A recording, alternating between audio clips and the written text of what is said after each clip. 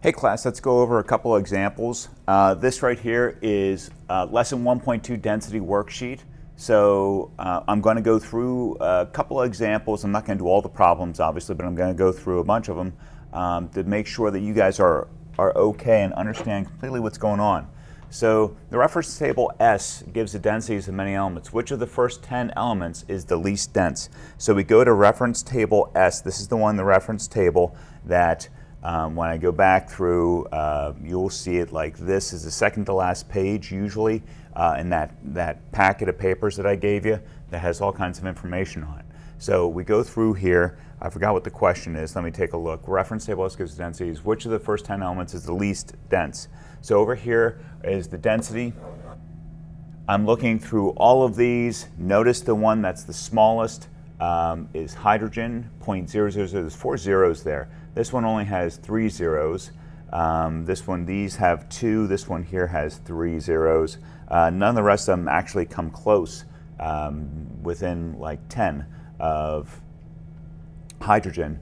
So it looks like hydrogen is the one that is the least dense. So I go straight to this and I say, obviously it's table hydrogen, I got 4 zeros and then 2, and that's grams per milliliter. Lots of times gases will actually be given density in grams per liter, and what that does then is that changes the actual, so that would move it 1, 2, 3. So you may see something like this also, but not in table S though. Table S gives it to us in grams per milliliter, so that's important. Generally, what phase of matter, solid, liquid, or gas, has the lowest density? Of course, gas has the lowest density because the particles are spaced so far apart, which we'll talk about later on. That would be a good example of a gas. And then the highest density, of course, the highest would of course be solid because they are packed together in a way where they are immovable. So they are like all stuck together at the bottom of a container because of gravity, like that. And that would be a solid for a highest. Lowest, of course, would be for there.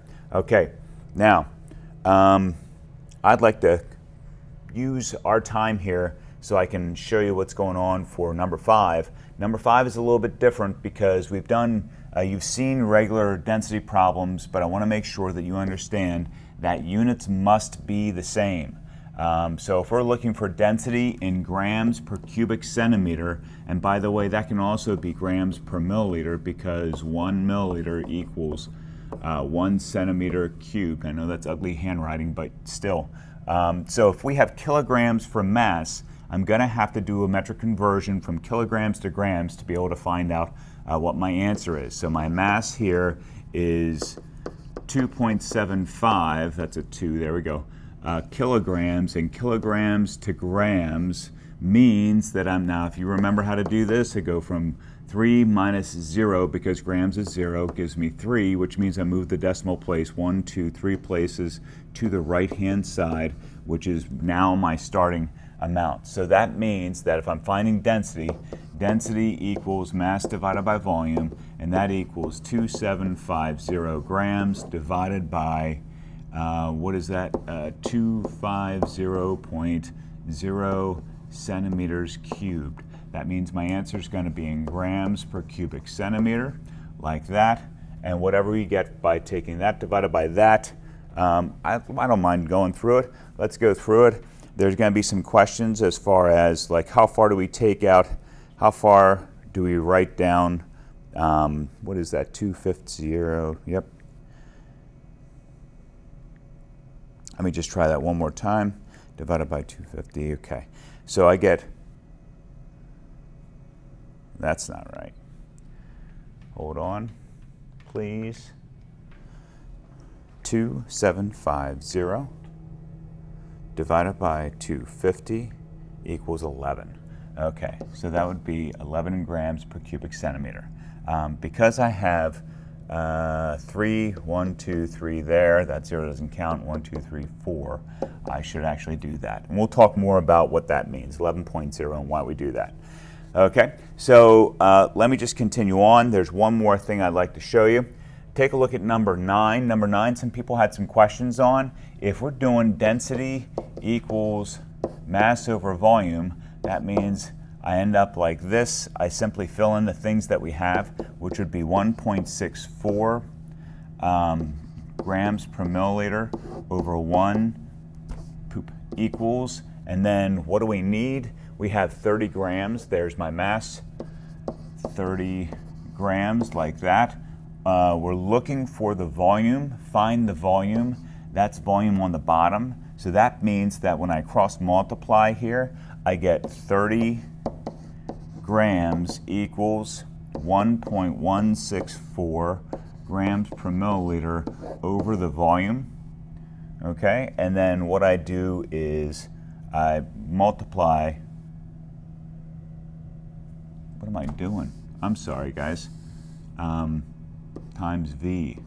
All of this times V, so I divide both sides by 1.164 grams per milliliter. 1.164 grams per milliliter.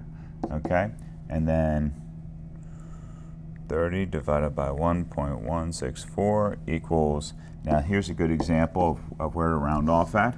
The answer to this then, of course, will be 25 point, and then I get 77, but because I have 1, 2, 3 places there, I go to 8 here, and that will be in milliliters, like that.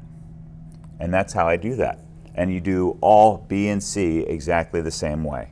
Now let me just take a quick look. Is there anything here? Remember that length times width times height equals volume. Use your volume. For density equals mass divided by volume. That's where that goes there. And then just do the calculation. A cube of gold, okay, volume of a cube is equal to the side cubed.